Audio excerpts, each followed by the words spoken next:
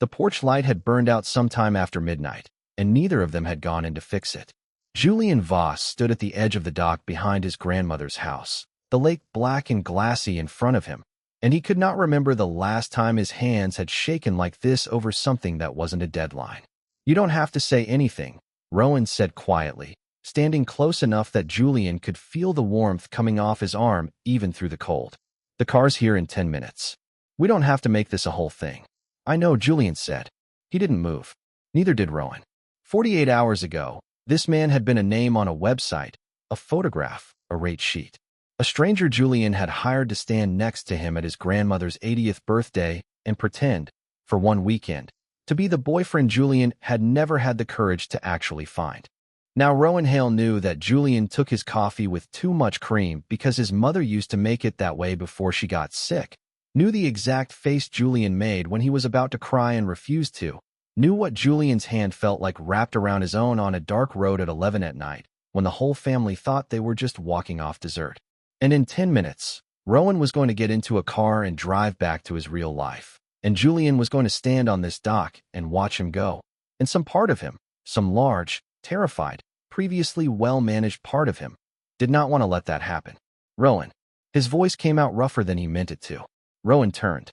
In the almost dark, his eyes were the only thing Julian could really see, and they were steady in a way that made Julian's chest hurt. "How did we get here?" Julian asked, and he meant it as more than a question about geography. To understand that, you'd have to go back 3 weeks, to a Tuesday afternoon in Julian's cramped downtown office, when he had opened his email, seen the words Nana's 80th, mandatory attendance, bring someone this time, Julian, I mean it from his sister Bex, and felt something in his stomach drop straight through the floor.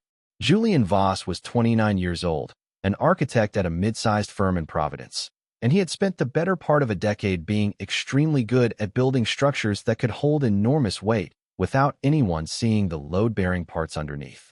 He had applied the same principle to his own life. His family, loud, Italian on his mother's side, sprawling across 3 generations and at least 4 group chats, knew he was gay. He had told them, technically, 5 years ago, in a stiff, over-rehearsed phone call that everyone had received with a kindness so careful it had felt like being handled with oven mitts. Nobody had said anything cruel. Nobody had said much of anything at all, actually, and that silence had settled into Julian like sediment. And in the 5 years since, he had simply stopped bringing anyone home, stopped bringing anything up, let the topic become a closed door that everyone tiptoed around out of what he told himself was respect, and what he privately suspected was discomfort.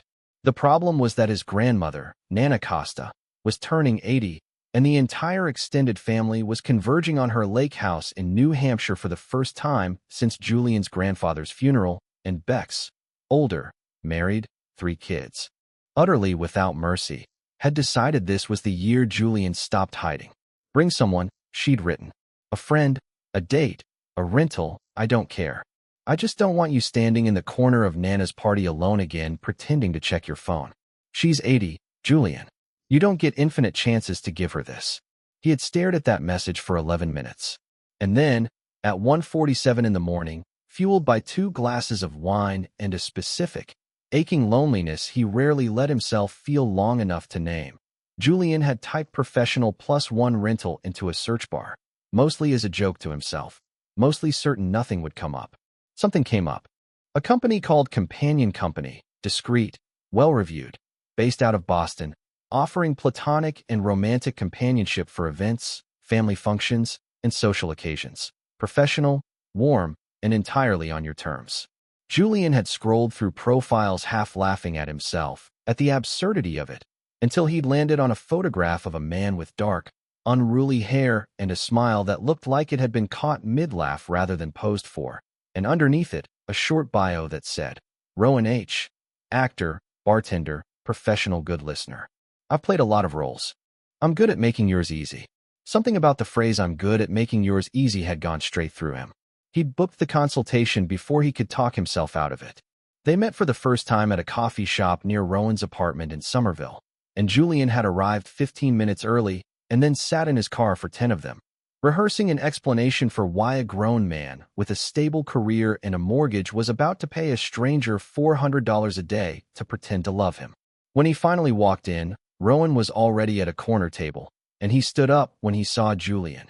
Actually stood, like it was 1955, and extended a hand, and said, "You must be the architect. I looked up your firm. The Hillcrest Library renovation is gorgeous, by the way. Did you do the reading room?"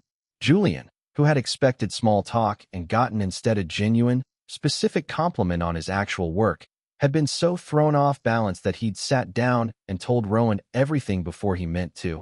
About Nana, about the 5 year silence, about Bex's email, about how he wasn't looking for romance. Just relief. Just one weekend where nobody's face did that careful, kind, unreadable thing when the subject of Julian's life came up.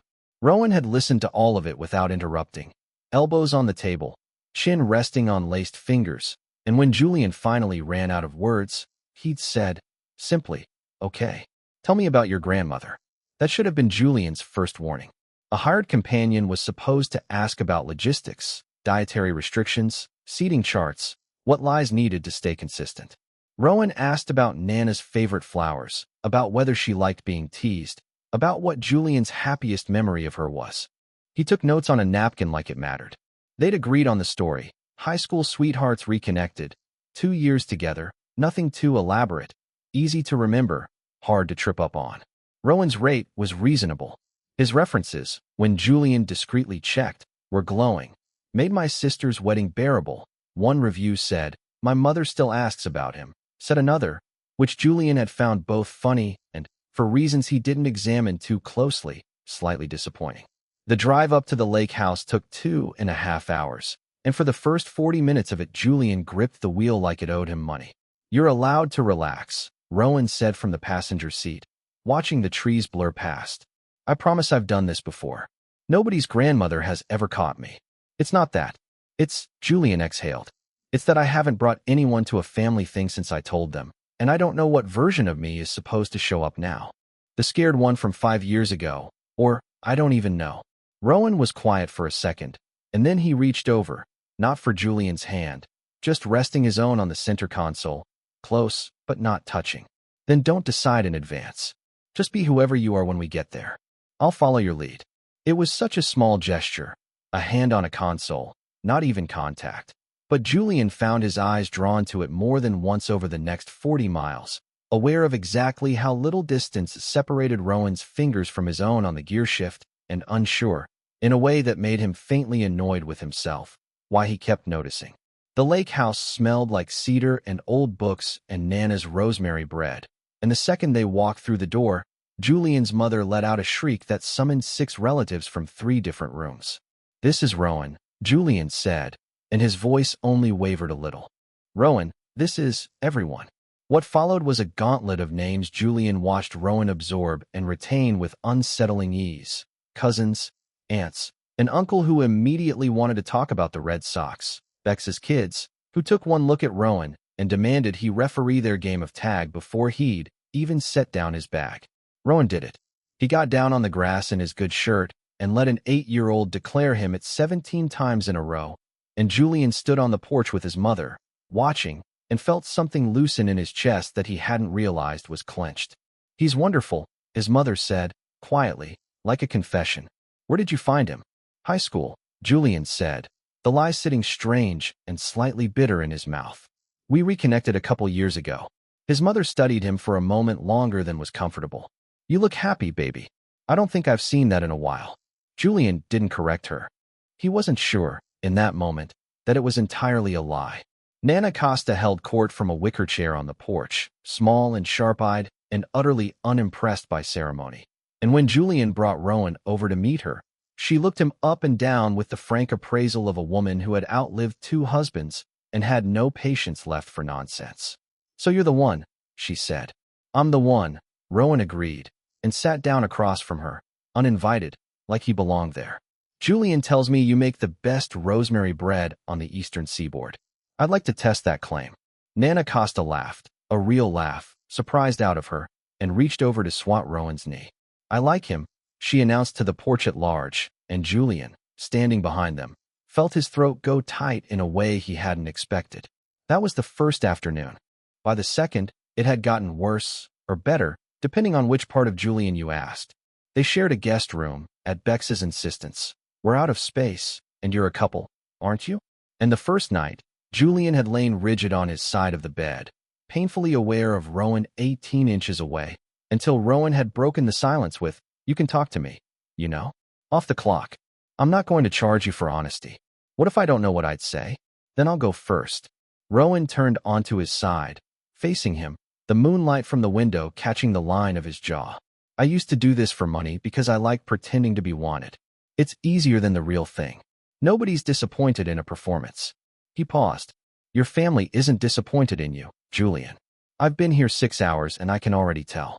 Whatever that silence was 5 years ago, I don't think it meant what you think it meant." Julian didn't answer.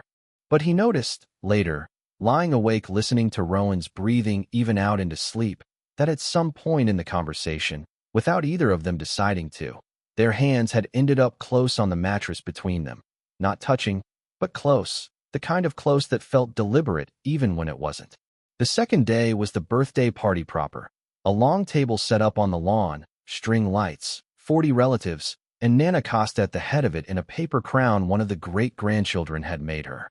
Rowan charmed his way through it with an ease that Julian found almost suspicious, until he caught Rowan alone in the kitchen refilling a water pitcher and saw, just for a second, the mask slip, a flicker of something tired and hollow around the eyes before Rowan noticed him and smoothed it away.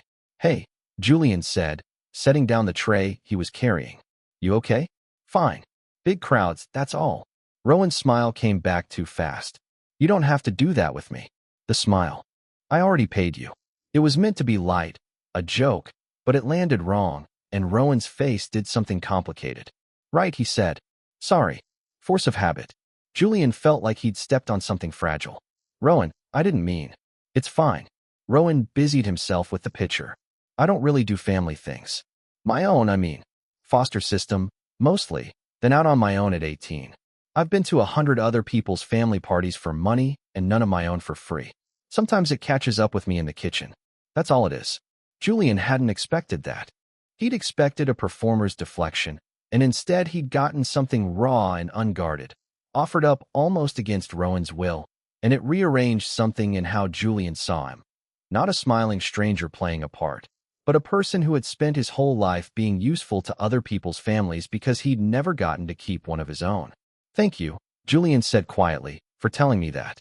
Rowan looked at him for a long moment, surprised, like he hadn't expected it to be received gently. "Yeah, well," he cleared his throat. "Don't tell your grandmother. She'll try to adopt me. She's already threatened it twice." "She's not wrong to want to," Julian said, before he could stop himself, and then had to look away from the way Rowan's expression softened at that, because looking at it directly felt like standing too close to something hot. They went back out to the party together, and somewhere between the cake and the toasts, Bex cornered Julian by the drinks table, eyes bright with the particular delight of an older sister who has just witnessed something she intends to bring up at every future holiday. "He's obsessed with you," she said. "You know that, right? He's been watching you all day like you're the only interesting person at this party. He's just good at his. He's just attentive," Julian corrected, catching himself. "Uh-huh." Bex's eyebrows climbed. "Julian, I've watched 100 couples fake it through 100 family functions. That is not what fake looks like." Julian didn't have an answer for that, mostly because some traitorous part of him had started, quietly, to wonder the same thing. That evening, Nana Costa asked to speak to Julian alone, out on the dock, the two of them wrapped in the same blanket she'd had since before he was born, and she didn't ease into it the way his mother might have. "You told us you were gay 5 years ago," she said, watching the water. "And then you disappeared, mio caro. Not from the family. From yourself. You stopped bringing your whole self to this table." "I didn't want to make anyone uncomfortable," Julian admitted, the words coming easier out here, in the dark, than they ever had in daylight. "We were uncomfortable because we didn't know how to say the right thing, not because there was anything wrong with what you told us. There is a difference, Julian, and I am sorry nobody explained it to you sooner." She patted his knee with a hand spotted with age. "That boy in there. Rowan. I don't know what he is to you yet. Friend, boyfriend, something you're still deciding. But I know he looks at you like you're worth looking at. Don't waste that being scared of a silence that already ended." Julian sat with that for a long time after she went inside. The lake dark and quiet in front of him, and when Rowan came out to find him 20 minutes later, sitting down close beside him without a word, Julian didn't move away. Your grandmother just gave me a very pointed lecture about honesty, Julian said. She cornered me earlier too. Made me admit I don't actually know how to make rosemary bread, and then made me learn, right there, at 11 at night, with flour everywhere. Rowan smiled, and it was the unguarded one, the real one Julian had started, without quite meaning to, keeping a private tally of. I like her. He stopped himself. What? Nothing. It's not part of the job. Tell me anyway. Rowan looked at him then, really looked, in a way that made the dock feel smaller than it was. I like all of it. This weekend. Your loud family, and your kids who won't stop climbing on me, and your grandmother's terrifying eye contact, and his voice dropped. You. I like you, Julian, and that's a problem, because in about 18 hours I'm supposed to get in a car and go back to being someone you paid for 2 days ago. The space between them had somehow closed without either of them tracking it. Close enough now that Julian could see the exact moment Rowan's gaze dropped to his mouth, and then, deliberately, pulled back up. Rowan. Don't. Rowan said softly, not unkindly. Don't say something because it's dark and I just said something honest, and we're both a little undone from your grandmother's dockside interventions. If you mean it, say it to me tomorrow, in daylight, when neither of us has an excuse. It took every ounce of will Julian had to nod instead of closing the last 6 inches between them. They sat there a while longer, shoulders brushing, saying nothing, and it was, Julian thought, one of the most intimate silences of his adult life. Nothing performed, nothing rehearsed, just two people letting the quiet hold what neither was ready to say aloud. The next morning brought chaos. Bex's youngest fell off the dock and needed extracting from the shallows, screaming and thrilled rather than hurt, and Rowan was the one who went in after him without hesitating, soaked to the waist, laughing, delivering the kid back to his mother like a returned parcel while the whole family cheered. Julian, watching from the porch, felt something in his chest crack open, not from worry. The boy had clearly been fine, but from the unguarded, easy way Rowan had thrown himself into danger for a child he'd known for 36 hours, the way he made himself indispensable to people without ever asking anything back. Later, when Rowan came to find dry clothes, dripping and shivering slightly on the porch, Julian was already there with a towel. You didn't have to do that, Julian said, draping it over Rowan's shoulders, hands lingering there a beat too long. He's a little kid. Of course I had to. Rowan's teeth were chattering slightly. Foster kid thing, probably.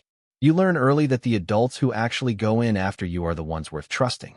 Julian's hands, still resting on Rowan's shoulders through the towel, tightened without his permission. I'd go in after you, he said, quiet, before he'd fully decided to say it. Something shifted in Rowan's face, surprise, and beneath it, something more fragile. You don't have to say things like that. I told you. This isn't. You don't owe me lines just because I'm good at mine. I'm not performing, Julian said. I don't think I have been for a while now, actually. I think I stopped somewhere around the rosemary bread.